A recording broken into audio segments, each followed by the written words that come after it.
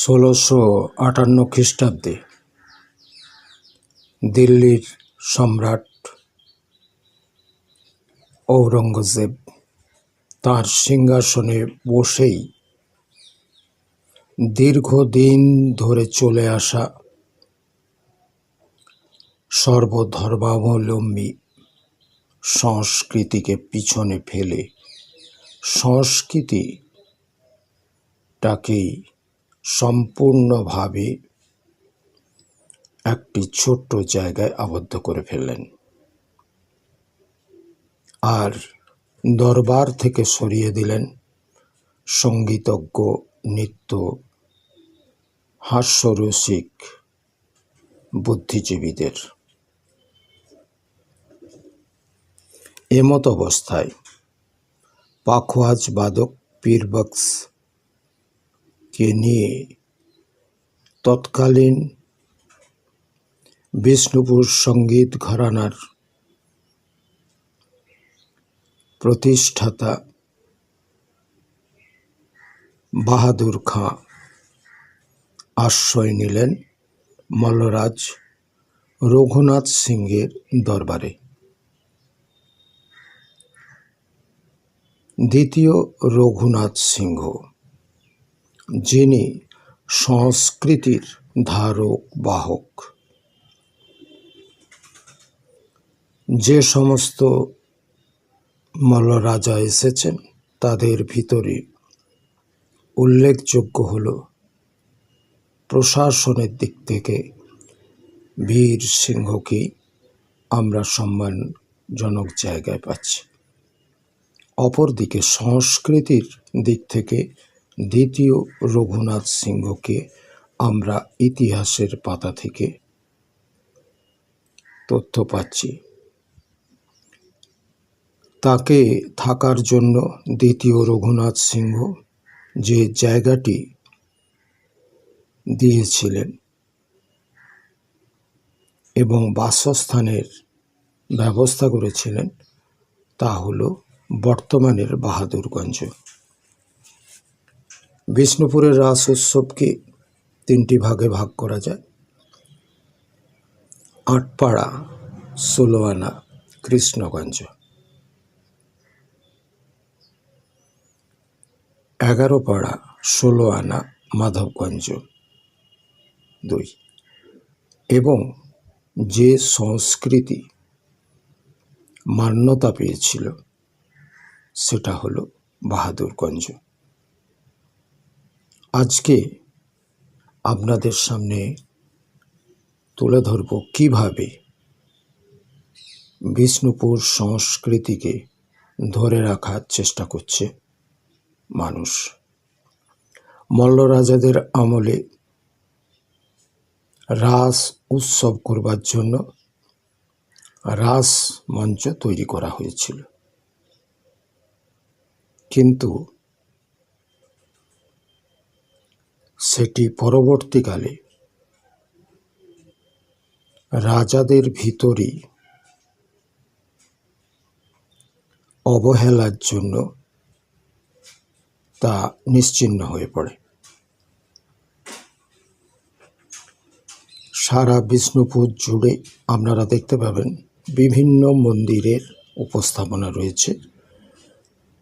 ভারতবর্ষের ভিতরে বিষ্ণুপুর অত্যন্ত এক গুরুত্বপূর্ণ একটি পীঠস্থান,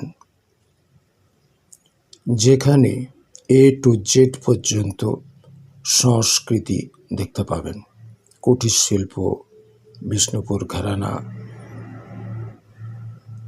সংস্কৃতি চর্চা, সাহিত্য, কবিগান, আবৃত্তি, নাটক, সর্বদিক থেকে বিষ্ণুপুর স্বাবলম্বী। সেই কারণবশত আমাদের রাজ্যের মাননীয় মুখ্যমন্ত্রী বিষ্ণুপুরকে জেলা ঘোষণা করেছিলেন। কিন্তু আমাদের দুর্ভাগ্য,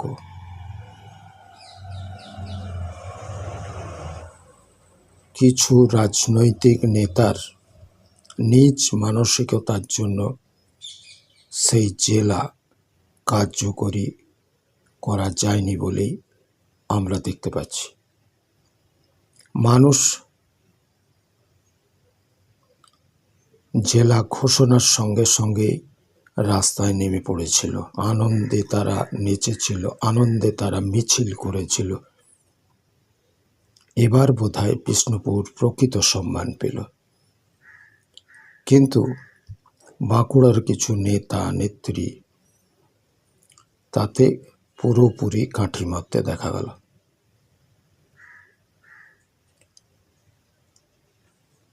বিষ্ণুপুরের মানুষ তা পাত্তা দেয়নি বা তাদের কথা কোনোভাবেই গ্রাহ্য করেনি। কিন্তু পরবর্তীকালে যখন ক্ষিপ্ত হয়ে উঠল এই জেলাকে, বিষ্ণুপুর জেলাকে কেন্দ্র করে, তখনই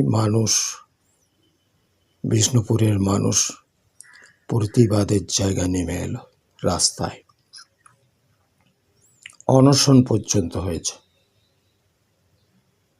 বিষ্ণুপুর আছে বিষ্ণুপুরেই,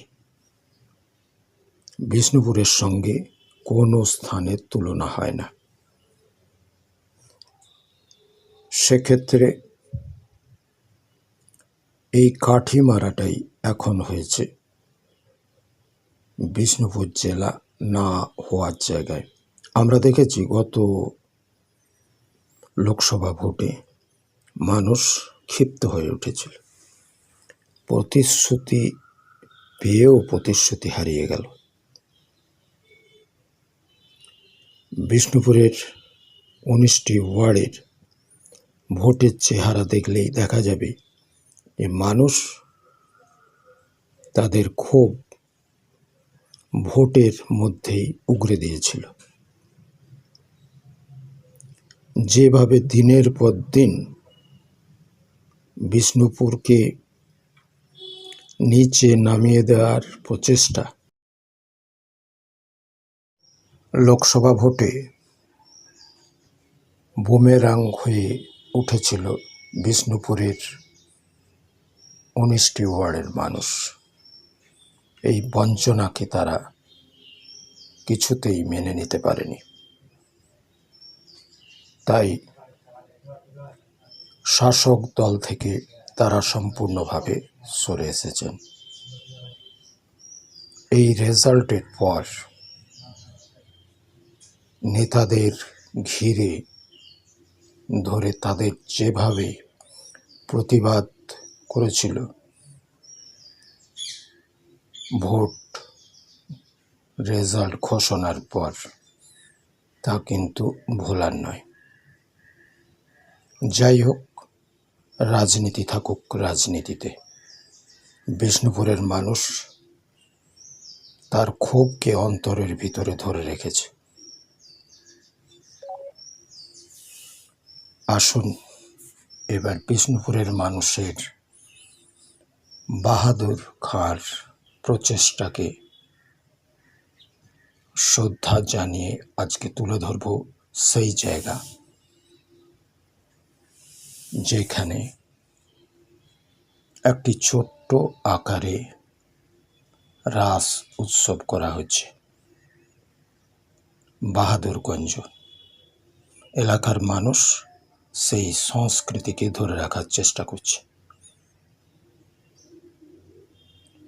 বিষ্ণুপুরের মুখ বন্ধ করে দেয়া যাবে না।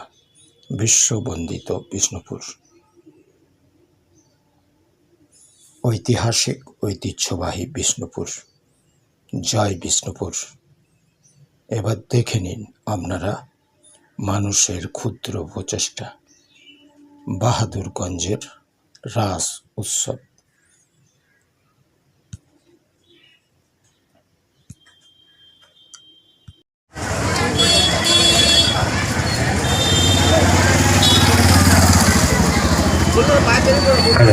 হ্যালো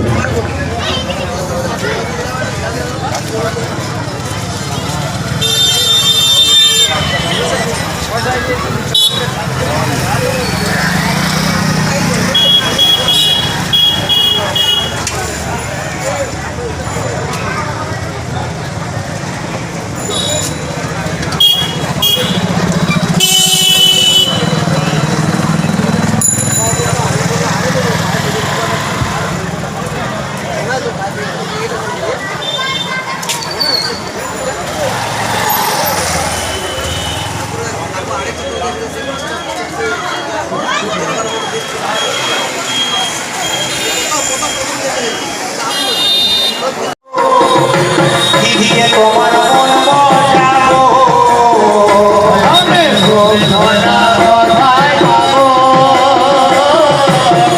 তোমায় বোঝা যাবো ঠাকুর ভোগ ধুনা কোথায় পাবো ওই আবার দিয়ে তোমার মন মজাবো আমি ধনা কোথায় পাবো তোমায় বোঝা যাবো ওই আবার শঙ্খ জেলে দেব তোমার চরণ কমলে শঙ্খ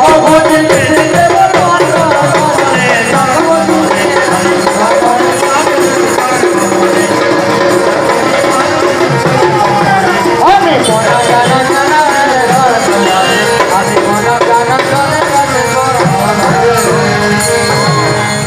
তাই বলি হে ঠাকুর তোমাকে দেওয়ার কোনো কিছুই নেই পূজার পাত্র থেকে শুরু করে ধূপ আমার কাছে কিছুই নেই ওই আমি পূজার বাজনা কোথায় পাবো কি দিয়ে তোমার মন মজাবো আমি পূজার বাজনা কোথায় পাবো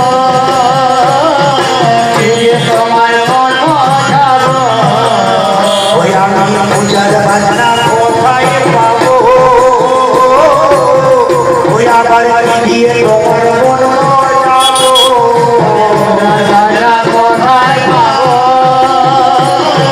দিয়ে তোমার মন মজাবো তাই হে ঠাকুর তোমাকে দেবার মতো আমার এই দেহের মধ্যে যে 6টা পশু আছে কাক ক্রোধ লোভ মদ মোহ মাৎসর্য এই 6টা পশুকে আমি তোমার কাছে বলি বলে পারি তাই আমি সরলমুখ বলি দেব তোমার চরণ কমলে সরলমুখ বলি দেব তোমার সরলমুখ বলি দেব তোমার চরণ কমলে আমি প্রণাম জানাই শ্রী বিষ্ণুর চরণ কমলে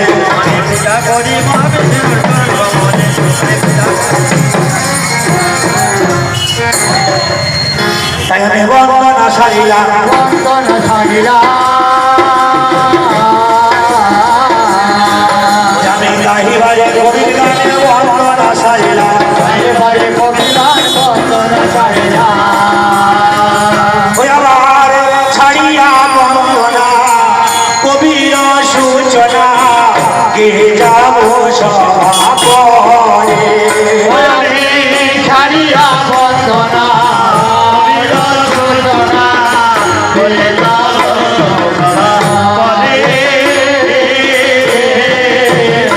আবার ছাড়িয়া বন্দনা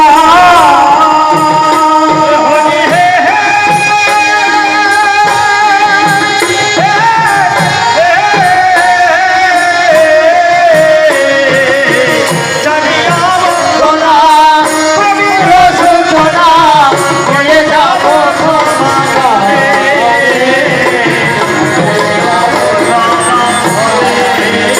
আরে দাঁড়াইয়া এই আসরে ঝগড়া হবে পরস্পরে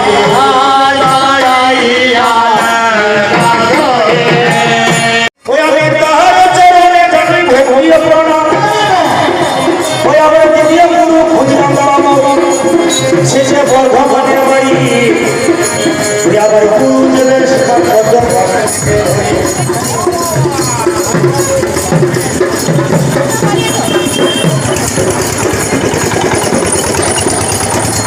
ওই আমার দ্বিতীয় গুরু ধীরেন বাবু ও তাকে প্রণাম দেওয়া হলো ওই আমার 33 কোটি দেবীর ভিড়ে প্রণাম চেয়ে হলো ওই আমার এই পর্যন্ত ওই দেবদেবীতে গেল ওই আমার ব্রাহ্মণ বৈষ্ণব পদে প্রণাম দেওয়া হলো ওই আমি আসরের আলমন্দি পালামন্দি আলমন্দি মোটি ওই আমি ভক্তি ঘরে বোন দিলাম এই আসরের মাটি ওদের ঘুরে দিলামে ধর্মবতী আর মন্দির কাশি ওই আমি বিনয় মন তোমার করি যত মামন মাসি ওই আমার এই পর্যন্ত ওদের কোনো প্রণাম দেওয়া হলো ওই এবার কবি গাইতে হবে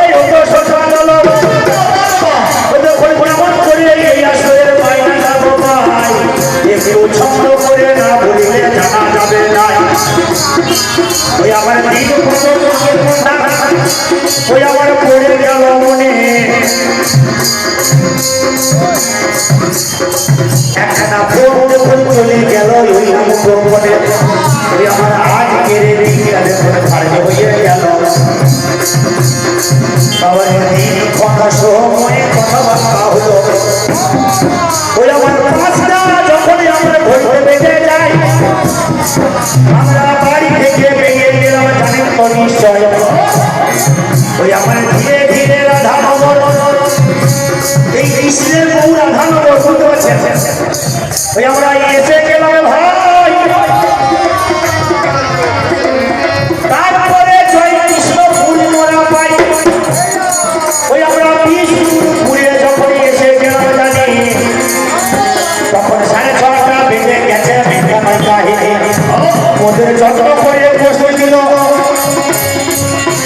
খেতে দিল, যত্ন বেঁধে দিল, পোশাক দিল, আর দিল মুড়ি।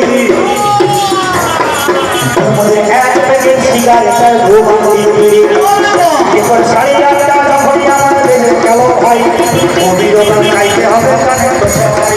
9টা যখনই আমার বেজে গেল ভাই, এরপরে দুটি গলে লাগিয়ে বলো আমাদের এবার হবে কবি গান।